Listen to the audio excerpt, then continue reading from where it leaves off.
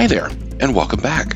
What we're going to do in this video is find the derivative of f of x equals sine of x over x plus 1. And since this is we'll call it a fractional function, we need the quotient rule. It's a quotient of two functions, so we use the quotient rule to find its derivative.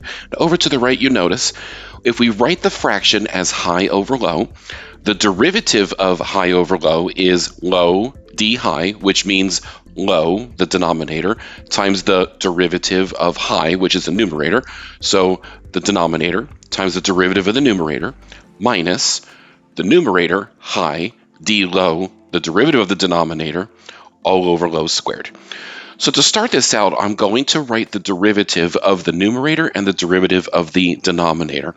So the derivative of the numerator is cosine of x, and the derivative of the denominator is 1. So that means that f prime of x, which is another name for the derivative of f, is equal to low, which is x plus 1, and since I'm multiplying that whole thing by something, I'm going to put it in parentheses, times d high, which is the derivative of the numerator, since cosine x, minus high, which is sine x. D low is the derivative of the denominator, which is off to the right, so that's 1. And that is all over low squared, which is x plus 1 quantity squared. Now, at this point, you might be tempted to cross out the x plus 1. It looks like a common factor. But remember, the x plus 1 only applies to the first term, because this minus sign right here is telling us that we're subtracting two quantities in the numerator. In order to cancel out x plus 1, we would need to see an x plus 1 in both of those terms. We don't have that. So the only thing we really can do is simplify, and there are two very acceptable answers to this derivative.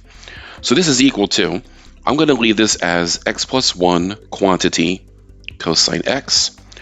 I don't need to write the 1 anymore, so that is just sine of x, and this is all over x plus 1 quantity squared. And that is a perfectly acceptable final answer.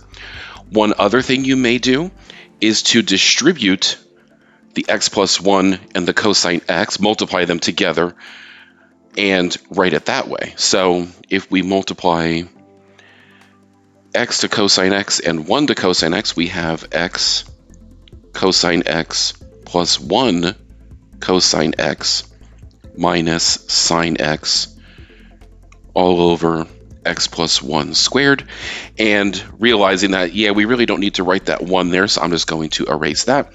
And that is another acceptable final answer for this derivative.